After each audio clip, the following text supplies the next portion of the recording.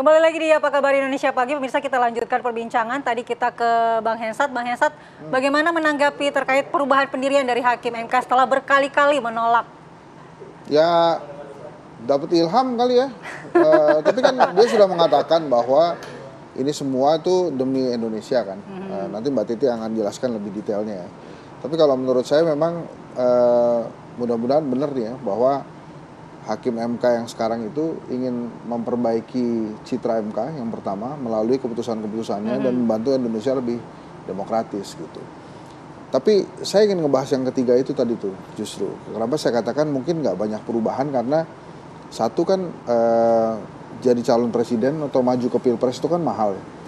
Jadi nggak semua partai politik juga tokoh-tokohnya mungkin memiliki kemampuan untuk membiayai kampanye itu, walaupun ada aturan kampanye dibiayai negara, tapi kan tetap aja susah gitu.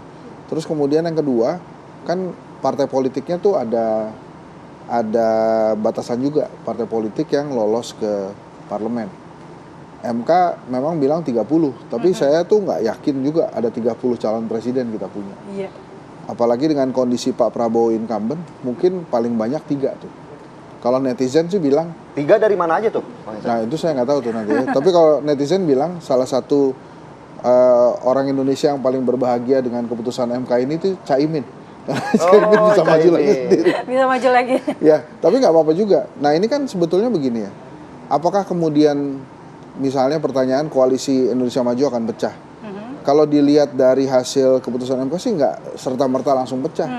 Kenapa? Karena itu tadi saya katakan, maju ke pilpres itu biayanya mahal, sehingga dibutuhkan pembicaraan yang logis-logis. Nah kalau tentang yang logis-logis itu, berada di dalam kekuasaan itu lebih enak dibandingkan berada di luar kekuasaan. Jadi saya yakin, kalaupun ini mau pecah, pecahnya ntar. Pada saat pembukaan pendaftaran dimulai. Nah itu mungkin baru pada berani tuh izin sama Pak Prabowo, Pak izin ya, saya mau lawan Bapak nih nanti di pilpres gitu. Nah itu nanti, tapi kalau sekarang ini pasti kalau ditanya, wah kita tetap setia pada Pak Prabowo di koalisi Indonesia Maju. Kalau kita ngomongin yang di luar aja, Bang. Ya. Ini kemarin ada yang ketemu, katanya ada kejutan, Ahok Anies. Itu Ya. kira-kira peluangnya seperti apa? Nah gini, kalau Anies Ahok kita nggak tahu ya gimana nanti ke depannya. Tapi kan kalau dianggap kejutan, apakah kemudian Mas Anies akan jadi kadernya PDI Perjuangan? Karena biasanya PDI Perjuangan ini nyalonin kader nih. Nah Pak Ahok juga sama pertanyaannya. Kalau memang Ahok itu kinclong, mungkin kemarin yang didorong jadi gubernur Jakarta bukan Mas Pram, tapi Pak Ahok.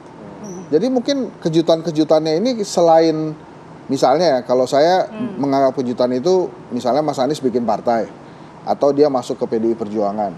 Nah Pak Ahok, kejutannya saya nggak tahu lagi itu apa. Apakah dia jadi komisaris Pertamina lagi apa enggak gitu. Tapi kan kalau kita lihat nih, dua-duanya adalah 2 orang yang sama-sama quote and quote menjadi korbannya Pak Jokowi lah, gitu ya.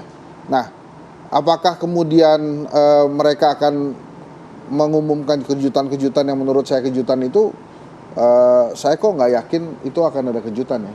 Nah tadi kan saya udah spill Pak Jokowi itu. Pak Jokowi ini keren juga. Sebelumnya dia bilang partainya apa Pak? Partai perorangan. Nah dengan adanya keputusan MK ini, itu agak bener juga tuh yang diomongin Pak Jokowi itu.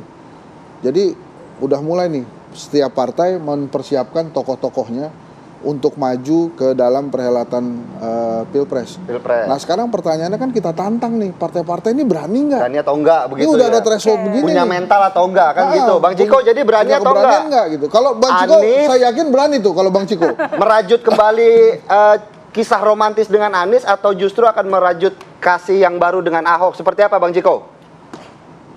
Ya, kalau terkait dengan keakraban Pak Anies dan Pak Ahok kemarin itu ya kita sambut positif aja, karena keduanya berseteru secara keras dan ketat di 2017 yang kemudian kita ingin ulang lagi pilkada seperti itu.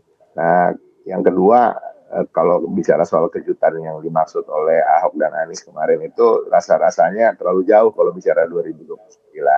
Kita lebih melihat dari momentum yang akan ada di awal-awal tahun 2025 ini, ya kan, akan ada peluncuran ormas Anies Baswedan, begitu juga ada Kongres PDI Perjuangan, ada pelantikan gubernur dan wakil gubernur DKI Jakarta. Ya itu aja lah mungkin momentum-momentum itu. Mungkin kejutannya adalah mereka akan duduk bersebelahan terus di 3 acara tersebut. Ya, kita lihat aja.